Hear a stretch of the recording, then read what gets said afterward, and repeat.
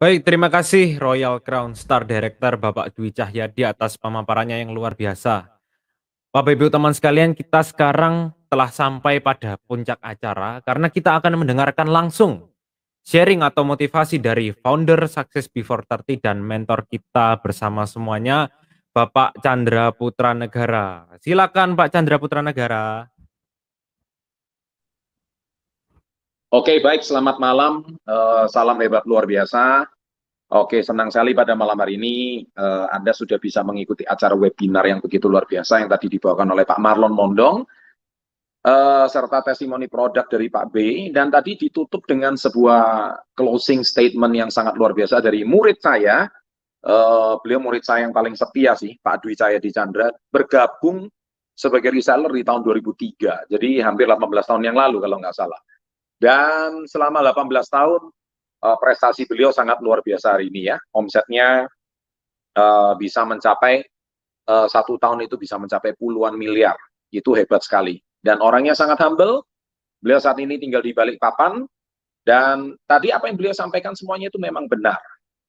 Ya, mungkin Anda lihat postingan Instagram saya kemarin, bicara soal brand. Ya, jadi bicara soal brand. Topik saya itu karena topiknya agak berat, jadi netizen Instagram itu kan masih banyak yang, sorry to say, mungkin belum paham dunia bisnis. Mereka mungkin cuma pahamnya dunia hiburan, ketemu sama artis, ketawa ketiwi, ya kan, nyanyi sana, nyanyi sini, tapi mereka itu nggak paham kalau bicara kalau topiknya bobotnya itu udah ke dunia bisnis. Nah, karena kalau sudah bicara ke topik dunia bisnis, otomatis pembahasannya itu akan lebih serius dan lebih teknikal. Saya kalau membahas masalah-masalah teknikal di Instagram, itu banyak orang nggak nyambung, nggak paham. Apalagi kalau saya pakai bahasa studi kelayakan bisnis, apalagi kalau saya pakai bicara soal perencanaan bisnis, bagaimana menentukan HPP, harga pokok penjualan, sebuah produk, itu banyak yang nggak nonton, karena banyak yang nggak paham. Coba kalau dibahasnya itu dunia-dunia ketawa-ketawa, atau dunia motivasi lah, kalau konten saya ini kan konten motivasi. Jadi akhirnya banyak orang lebih kenal saya sebagai seorang motivator. Tapi sebetulnya saya memang seorang pebisnis sebetulnya. Nah, tadi saya mau nyambung apa yang disampaikan Pak Dwi tentang daripada Anda capek-capek membangun sebuah brand sendiri yang belum tentu terkenal, itu menyadur atau menyambung statement saya kemarin, kenapa kok kita nggak hari ini membangun berpartner saja. Kan saya selalu tekankan, daripada kita membangun brand kita sendiri, silakan, kalau Anda mau silakan. Saya kalau menyadur dari buku Success Before 30, ini halaman 100, kita lihat ya di sini ya, halaman 173, ya, yaitu berjudul apa? Pengusaha-pengusaha sukses yang tidak pernah mendirikan usahanya. Dan ini series ya, saya minggu keempat. Jadi 3 minggu yang lalu saya selalu tekankan challenge 90 hari, bagaimana selama 90 hari sejak 1 bulan yang lalu, kita membuat satu habit yang baru, 5 hal yang harus Anda lakukan, dan kita selalu isi dengan kegiatan-kegiatan yang positif. Saya tahu mungkin kalau Anda sudah menerapkan selama 1 bulan ini, mindset Anda pelan dan pasti itu akan banyak perubahan. Nah, di sini saya bacakan sedikit ya. Pengusaha-pengusaha sukses yang tidak pernah mendirikan usaha. Orang masih bingung loh, Pak, orang sukses tapi kok nggak mendirikan usahanya gimana? Di 100 orang terkaya di dunia, ya, mereka tuh semua kebanyakan adalah foundernya atau pemiliknya. Jika Anda teliti, ternyata tuh bukan. Ya, bukan pemiliknya atau bukan foundernya. Banyak sebagian besar yang bukan pendirinya. Loh, apa maksudnya, Pak? Saya ambil satu contoh, Anda pasti tahu brand McD ya, McDonald's, yang suka Anda makan itu. Burgernya dan kentangnya. Tahukah, McD itu sebetulnya pendirinya siapa? Banyak orang tahu pendirinya adalah Ray Kroc, atau jangan-jangan Anda nggak tahu pendirinya Ray Kroc. Tapi sebetulnya pendiri McD itu adalah, pendiri McD itu adalah bernama 2 orang, Mac dan Dick. Ya, jadi Mac dan Dick. Ya, jadi McDonald's.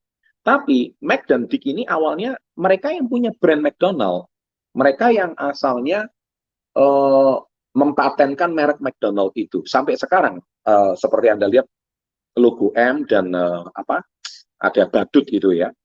Nah, tetapi karena Mac dan Dick ini ternyata tidak punya kemampuan membesarkan brand ini, tidak punya kemampuan untuk membesarkan. Nah, ternyata Ray Kroc suatu hari dia itu kan bekerja dia tertarik untuk membeli franchise-nya. Ya udah, dia bangun cabang. Waktu itu belum terkenal istilah franchise. Dia bangun cabang. Nah, bangun cabang itu 1 sampai 2 cabang. Bahasa sekarang itu reseller. Ya, bahasa sekarang itu reseller supaya orang lebih paham. Jadi si Ray Kroc ini menjadi resellernya McAntic. Tapi ternyata si Ray Kroc ini kan bekerja sangat keras. Tidak sangka dalam waktu cuman beberapa bulan, 2 cabang ini ramai sekali. Padahal jualannya sama, burger. Jualannya sama, kentang. Tapi kenapa burger ini bisa laris? Padahal kalau bicara soal burger buatan tante saya tuh jauh lebih enak daripada burgernya McDonald. Tapi kenapa McDonald yang burgernya standar biasa, tapi rasanya di seluruh dunia itu bisa sama? Ya kan? Nah, ini aneh kan kalau dipikir-pikir, kenapa bisa dibuat satu burger yang rasanya standar tapi bisa mendunia? Nah, akhirnya setelah orang mengenal Ray Kroc sebagai pendiri, tapi sebenarnya Ray Kroc itu bukan pendirinya. Ya. Nah, kita ambil satu contoh lagi seperti Warren Buffett. Warren Buffett itu adalah orang yang kalau kita contoh, dia itu bukan mendirikan perusahaannya, dia malah membeli saham dari perusahaan. Ambil satu contoh, dia itu membeli harga saham Coca-Cola itu cuma dari harga $1. Tapi dia menabung saham Coca-Cola $1, $1 itu, sampai akhirnya harga saham Coca-Cola sekarang menjadi berapa. Dan akhirnya malah lucunya sekarang Warren Buffett menjadi pemilik saham mayoritas dari Coca-Cola. Sehingga orang taunya perusahaan Coca-Cola itu milik siapa? Milik Warren Buffett. Padahal pendirinya bukan beliau. Kita ambil satu contoh lagi di perusahaan Indonesia seperti Aqua, Danone. Aqua itu kan pendirinya namanya Pak Tirto Utomo. Ya, yang mana pada tahun 1975-an, semua orang mentertawakan Pak Tirto. Kenapa? Karena menjual Aqua itu harganya lebih mahal daripada 1 liter bensin. 1 liter air, 1 liter bensin. Tahun 75 itu saya baru lahir. Saya lahir tahun 76. Jadi di era saya itu, air itu Indonesia waktu itu cuman pompa dari air sumur atau air ledeng, kemudian dimasak terus minum. Nah, ini kok ada Pak Tirto Utomo yang begitu visioner, dia mau menjual air kemasan dan harganya lebih mahal dari 1 liter premium bensin. Semua orang mentertawakan. Tapi akhirnya Pak Tirto Utomo berhasil dan sukses sebagai foundernya Aqua, pendirinya Aqua. Tapi sekarang kita tahu pendiri Aqua bukan Pak Tirto Utomo lagi, pendiri tetap beliau. Tapi pemegang saham mayoritas dari Aqua adalah Danone. Grup Danone yang dari Prancis. Jadi banyak pendiri-pendiri perusahaan itu sebetulnya tidak, mereka sudah menjual. Nah, apa hubungan cerita ini dengan kisah saya? Apakah perusahaannya benar-benar beliau dirikan sendiri? Banyak orang sukses itu justru tidak mendirikan perusahaannya. Anda harus paham, banyak yang tidak mendirikan. Justru orang lain yang membesarkan. Ya, kita ambil satu contoh kalau swasta, misalkan waralaba nasional seperti perusahaan convenience store yang kita tahu seperti Indomaret dan Alfamart. Itu 2 toko retail nasional sangat besar di Indonesia. Sekarang jumlahnya sudah ribuan gerai. Yang saya tahu cabangnya Alfamart aja udah 6.000 cabang saat ini. Sekarang katanya setiap 40 menit buka 1 gerai baru di setiap kacamata. Jadi setiap 40 menit buka 1 gerai baru.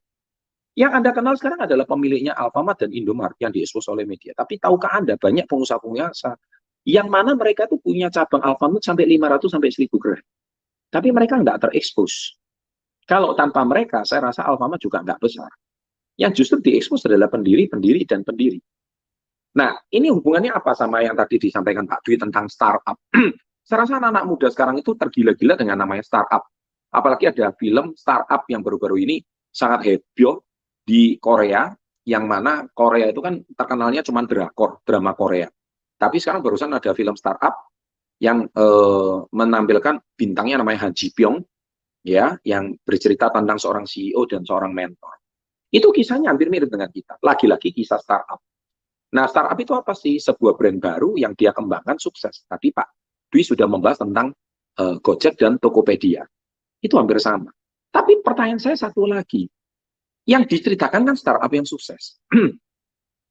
Anda tahu, di Indonesia itu setiap hari ada startup baru. Setiap hari.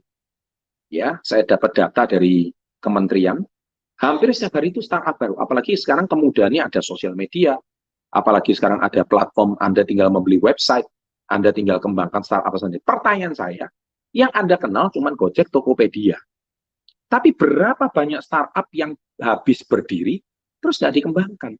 Bahkan cenderung gagal. Karena apa? Yaitu masalahnya Mungkin mengembangkan brand susah, perizinan susah, pembentukan produk susah, distribusi susah, apalagi itu baru masalah operasional, belum masalah pemasaran, belum masalah packaging, yang kemarin udah saya paparkan bagaimana memproduksi, bagaimana menemukan supplier yang tepat, bagaimana mempertahankan harga bahan baku. Anda kalau dengar ini aja udah pusing. Anda tinggal jual produk, Anda sudah langsung dapat net income. Itu aja kadang-kadang Anda masih mengeluh, Pak, saya kok jual produk keke kok susah sekali. Anda jual aja susah, apalagi yang research, apalagi yang bikin. Nah, kadang-kadang kita ini saya ini nggak habis pikir dengan anak-anak muda sekarang. Mengeluh itu tidak membuat kita, menjadikan kita itu sukses. Mengeluh itu cuma membuat Anda mempertegas posisi diri Anda itu siapa. Seandainya kalau mengeluh itu bisa membuat Anda sukses, hari ini keke menciptakan peringkat baru deh. Siapa yang raja mengeluh menjadi Crown Star Director gitu ya. Siapa yang mengeluh paling banyak, omsetnya dapat PV paling banyak. Masalahnya mengeluh itu tidak menjadikan apa-apa. Sekarang Anda jual aja punya kesulitan, apalagi yang bikin. Sekarang kita lihat, kita ambil satu contoh produk SGF, isi 50 tablet. Anda pernah nggak benar-benar hitung isi 50 tablet? Isinya pasti sama, 50. Emang masukkannya itu pakai tangan, dihitung satu, 50 biji. Ya nggak mungkin dong, apalagi sekarang zaman COVID. Kita masukkan produksi itu di packaging dengan sangat baik. Dan itu sangat steril, itu semuanya ada styrofoam dan sterilnya rapi. Bagaimana produksi manufakturingnya itu sangat profesional. Dan itu diproduksi oleh salah satu supplier kita yang menjadi salah satu perusahaan terbesar di Taiwan bernama Feden. Kita pun pernah diajak ke sana. Feden itu adalah salah satu perusahaan vaksin yang terbesar di Taiwan. Kalau di Korea ada Ajinomoto, kalau Ajinomoto ada di Jepang, kalau Miwon ada di Korea. Kalau di Taiwan namanya Feden. Tapi Feden membuat satu divisi baru bioteknologi yang hari ini divisi bioteknologi itu memproduksi super green food kita. Dan Feden adalah partner strategisnya KK Indonesia. Sebagai strategic partner, bagaimana beliau memprofesional dan produk itu sudah kita pasarkan di Indonesia hampir 15 tahun. Dan tadi baru saja Anda lihat di sosial media, Sule sudah mempromosikan produk super green food-nya di podcast beliau. Itu menunjukkan bahwa positioning, marketing itu sudah menjadi bagian daripada sebuah brand yang ingin sukses. Karena KK adalah perusahaan yang bukan startup, kita itu sudah perusahaan 22 sampai 23 tahun. Tapi rasanya sih masih rasa startup gitu. Nggak kalah sama startup yang baru. Nah, itulah hebatnya KK, karena kita tuh selalu peremajaan strategi. Jadi kita itu bukan perusahaan jadul yang tidak mau mengikuti perkembangan kekinian dan sebagainya. Itulah sebab hari ini kita harusnya bersyukur bagaimana sebuah perusahaannya itu memberikan kesempatan kepada kita untuk nggak usah mikirin itu semua. Cukup jadi reseller aja. Yang mana Anda itu sebagai pemula pun, Anda itu bisa mendapatkan keuntungan yang setara dengan kayak mitra-mitra Gojek itu tadi. Kalau mitra Gojek itu kemitraan seperti GoFood, sepeda motor. Tapi Anda sebagai reseller, ini potensi penghasilan Anda jauh lebih besar daripada Anda menjadi seorang supir Gojek bahkan. Kalau supir Gojek Anda itu kan nggak bisa melipat gandakan penghasilan. Maksudnya apa? Kalau Anda jadi supir seorang diri, sistem poinnya itu kan kalau Anda satu hari bisa ngumpulin berapa poin, Anda kan dapat komisi berapa. Tapi itu kan pekerjaan Anda sehari, yang mana waktu Anda cuma 24 jam satu hari. Bagaimana Anda bisa melipat gandakan waktu kalian? Kalau kalian melipat gandakan waktu kalian, hanya satu-satunya cara menjadi reseller. Kalau reseller, Anda satu hari bekerja mungkin 10 jam, posting, jual, broadcast, dapat penghasilan komisi seperti layaknya supir Gojek. Tapi Anda juga punya kesempatan untuk mempekerjakan supir Gojek yang lain, itu namanya reseller. Kalau Anda punya 10 reseller aja, masing-masing mereka itu 10 jam, Anda satu hari punya 100 jam loh. 10 jam kali 10 orang reseller aktif itu 100 jam. Nah pertanyaan saya, bisakah Anda nyupir satu hari di Gojek itu sampai 100 jam? Impossible. Makanya komisi Anda segitu-segitu aja. Makanya kenapa banyak reseller kita dari orang yang dari berbagai latar belakang, mereka tuh bisa punya income yang usianya masih 20-an sekarang, mereka income-nya tuh bisa gede gitu loh. Ya karena, tapi Anda pasti, orang-orang negatif tuh pasti aja punya alasan. Loh, reseller yang sukses yang diceritain, reseller yang gagal gimana? Loh, kalau Anda tanya reseller yang gagal, saya tanya Anda balik. Sopir Gojek yang berhenti berapa? GoFood yang berhenti itu berapa? Ya, termasuk hari ini startup yang gagal itu berapa? Unfair dong kalau Anda cuma bicara reseller KK yang tidak aktif. Saya mau ketawa kalau dengar seperti itu. Iya, ini sarjana lulusan ITS, sarjana lulusan UI. Loh, saya mau tanya, yang sarjana yang masuk UI Universitas Indonesia setiap tahun itu jumlahnya itu ribuan bahkan puluhan ribu. Tapi yang jadi sarjana itu berapa?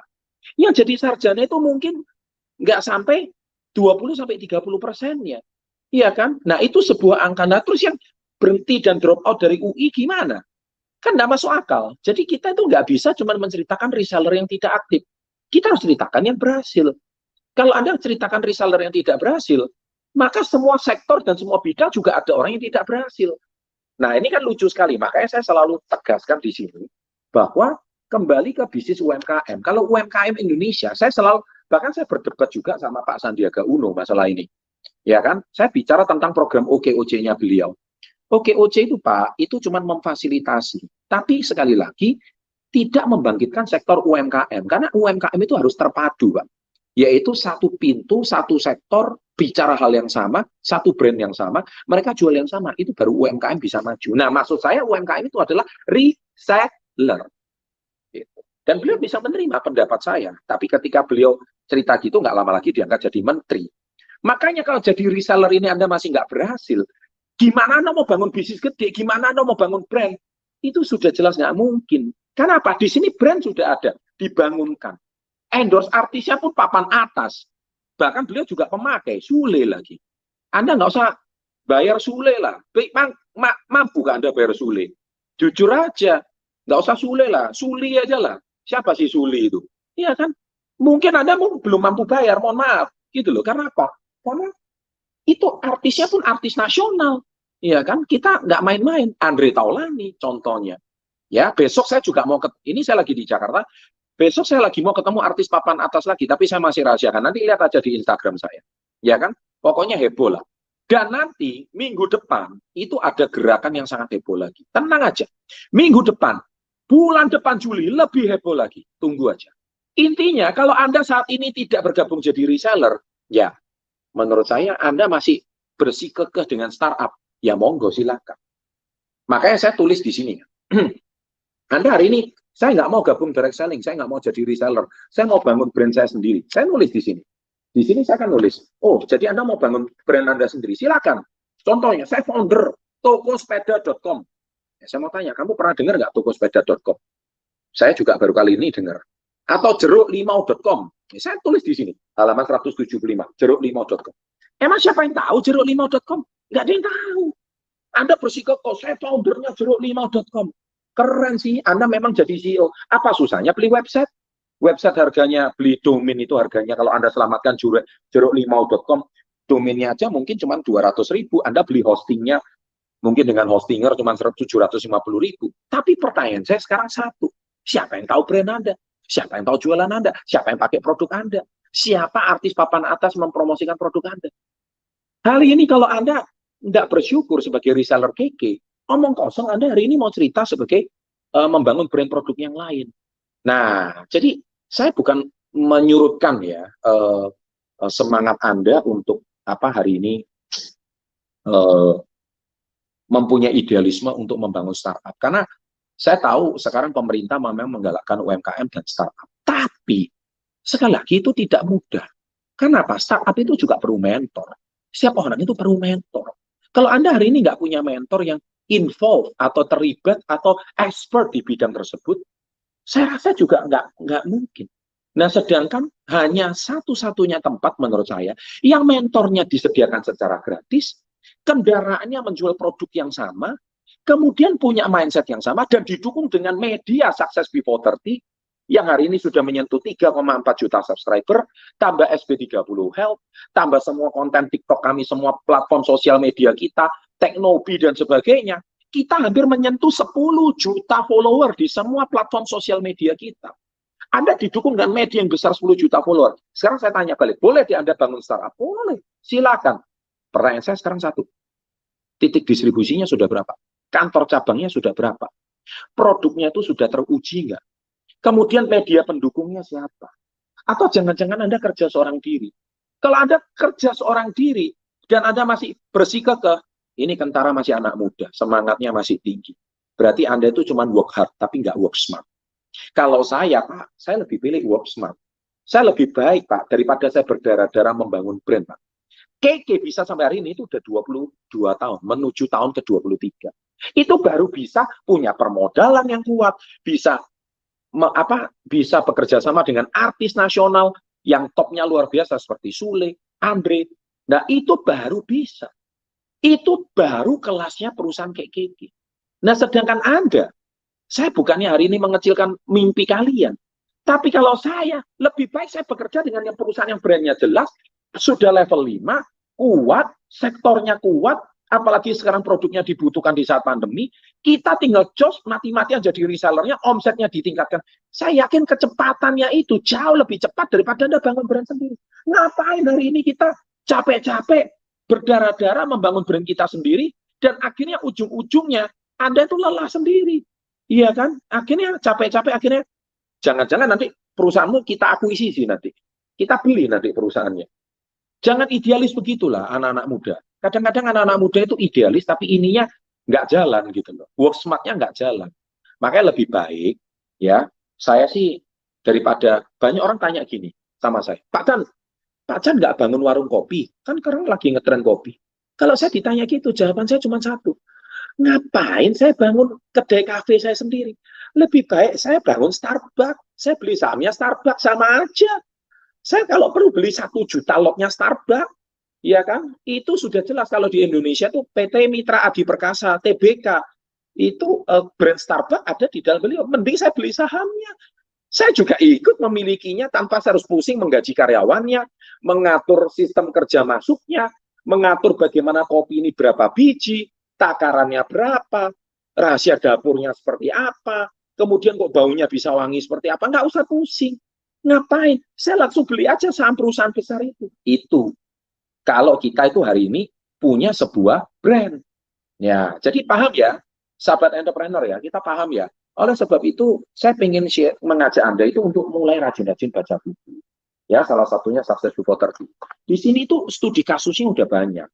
Ya, tentu buku Success Before 30 ini jauh lebih bukan berbobot. Bobotnya lebih berat daripada buku Badai Pasti Berlalu. Karena Badai Pasti Berlalu itu kisah perjuangan saya dari reseller, dari kena badai sampai saya menjadi pengusaha sukses. Sampai saya menjadi posisi puncak di KK Indonesia. Dari reseller sampai menjadi co-founder. Nah, sekarang di sini ini lebih kepada hal-hal teknis. Hal-hal teknis ini yaitu tentang bobot-bobot entrepreneurship, nilai-nilai entrepreneurship. Sampai Pak Sandiaga Uno sendiri yang memberikan kata pengantarnya. Nah, itulah sebabnya hari ini saya, kalau saya sharing ini terlalu berat, akhirnya peserta webinar malam hari ini menjadi bingung. Jadi intinya itu apa? Intinya jadi reseller, titik. Intinya jadi reseller KK di perusahaan kita, Direct Selling KK Indonesia, jadilah reseller produk SP30, keuntungannya jelas, Anda bisa dapatkan income, Anda bisa menghidupi sekolah adik kalian, Anda bisa menghidupi orang tua kalian. Niscaya impian kalian itu bisa jadi kenyataan. Itu aja sih sharing saya pada malam hari ini, dan tentunya dengan sharing saya, semoga impian-impian kalian bisa tercapai bersama KK Indonesia. Kami, Success Before 30, SP30, bersama KK selalu akan bergandengan bersama-sama.